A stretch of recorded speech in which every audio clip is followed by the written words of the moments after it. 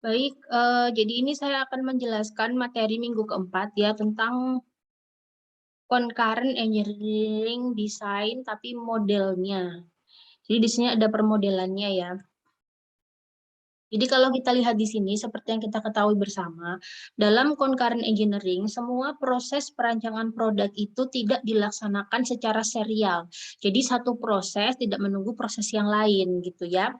Dampaknya adalah terjadi bersamaan yang itu akan menimbulkan tantangan tersendiri. Artinya ketika misalnya dalam proses perancangan produk yang serial ya, misalkan proses A dan proses B itu dilaksanakan secara serial, dalam artian proses B akan dilaksanakan ketika proses A selesai. Nah, hal ini bisa tetapi nanti lama waktu yang diperlukan untuk pelaksanaannya. Nah, sehingga di sini dilakukan perancangan produk simultan ya kan, di mana prosesnya itu dilaksanakan secara paralel atau semi paralel. Jadi tidak benar-benar nunggu selesai dulu proses sebelumnya, baru proses setelahnya bisa dieksekusi. Nah, disitulah timbul tantangan ya. Yang pertama komunikasi. Karena kalau kita bicara pelaksanaan perencanaan produk itu secara bersamaan, otomatis kan komunikasi itu harus baik ya, harus real time, dan juga harus terjadi yang disebut dengan pemahaman satu sama lain gitu ya. Karena setiap proses pengembangan produk itu PIC-nya berbeda, mereka wawasannya juga berbeda, dan di sini mereka harus melakukan proses itu yang secara bersamaan begitu ya. Hal ini mengakibatkan perlunya membuat suatu mekanisme komunikasi yang baik. Ya, jadi tantangan. Yang kedua, adanya desain review di awal. Ya, kalau dalam proses perancangan produk yang biasa, desain review itu biasa dilakukan di tengah atau di akhir.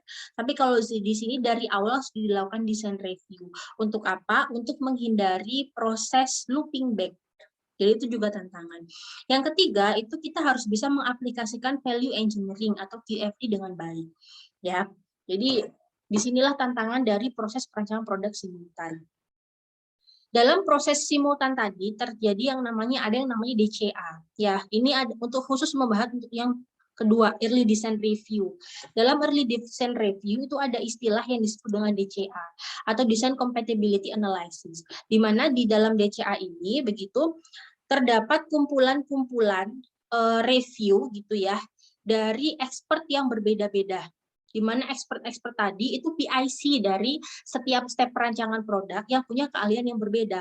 Nah, dalam hal ini PIC tersebut mengomentari produknya, mengomentari desainnya, apakah desainnya itu sudah bagus atau belum, dengan spesifik tentunya melihat desainnya. Nah, itu kita sebut dengan DCA. Jadi ini adalah gambaran dari DCA ya. Contoh misalkan ya, menurut tooling engineer, ini kan expert di bidang tooling ya. Ketika proses pelaksanaan produk itu dilaksanakan secara bersamaan, otomatis tooling engineer juga langsung mereview di awal gitu. Tooling engineer ini berpendapat bahwa desainnya jelek. Sementara desain engineer berpendapat desainnya bagus. Nah, ini kita kumpulkan menjadi suatu DCA tadi. Menjadi suatu data yang disebut sebagai si data. Gitu ya. Jadi si data itu mengandung kumpulan-kumpulan dari review expert yang berbeda-beda dalam proses perancangan produk simultan.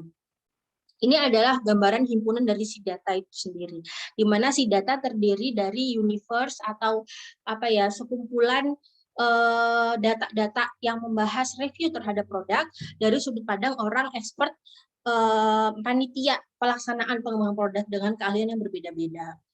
Gitu. Ini contoh si data ya. Jadi seperti di sini kan ini review terhadap plate ya, dan menurut mereka ini poor, salah satunya aja ini poor. Kenapa? Alasannya di sini. Itu ada suggestion-nya, ada condition-nya. Jadi semua ini harus terkandung ke masing-masing review yang dicetuskan oleh masing-masing expert gitu ya. Nah, ini contoh produknya. Sehingga kalau kita lihat di sini ya, ada 3 kemungkinan produk itu setelah dia menerima review dari masing-masing expert tadi ya. Bisa di-redesign, bisa di-replan, atau bisa di-respecification, tergantung hasil compiling dari review. Otomatis karena yang mereview itu ahli yang berbeda, ya pendapatnya juga berbeda, bisa jadi berlawanan. Sehingga di sini perlulah disatukan, ya menjadi suatu konsensus evaluation, kesimpulan umum dari evaluasi produk, yang mana kesimpulannya itu bisa ini, ya bisa redesign, replan proses, atau respecification. Tuh. kita juga harus mengetahui bahwa ketika melakukan satu DCA, ya, itu harus kepada suatu part, jadi tidak boleh ke produk. Karena kalau ke produk itu terlalu luas skopnya. Jadi di sini supaya spesifik dan fokus dan detail, maka yang dikomentari di DCA, membentuk suatu SIDETA, ya kan, yang ditampung di SIDETA itu komentar-komentar terhadap suatu part tertentu. Nah, penentuan partnya itu juga tidak mudah. Ya, jadi di sini itu harus ada elemen tertentu yang akan digunakan untuk DCA tadi, ya, di mana elemen tadi itu bisa dikomentari oleh semua pihak. Dan itu memang penting untuk dikomentari oleh semua pihak tersebut gitu. Jadi nggak bisa sembarangan memilih elemen, ya. Itu kita sebut sebagai desain elemen gitu. Jadi desain elemen itu sifatnya dia elemen terkecil yang mana dari sebuah produk, ya, elemen terkecil dari sebuah produk yang mana elemen tersebut itu bisa dikomentari oleh semua departemen, oleh semua expert dalam departemen-departemen yang terlibat dalam pengembangan produk yang mengevaluasi desain tersebut. Tuh. Jadi begitu materi ya pada hari ini. Terima kasih. Wassalamualaikum warahmatullahi wabarakatuh.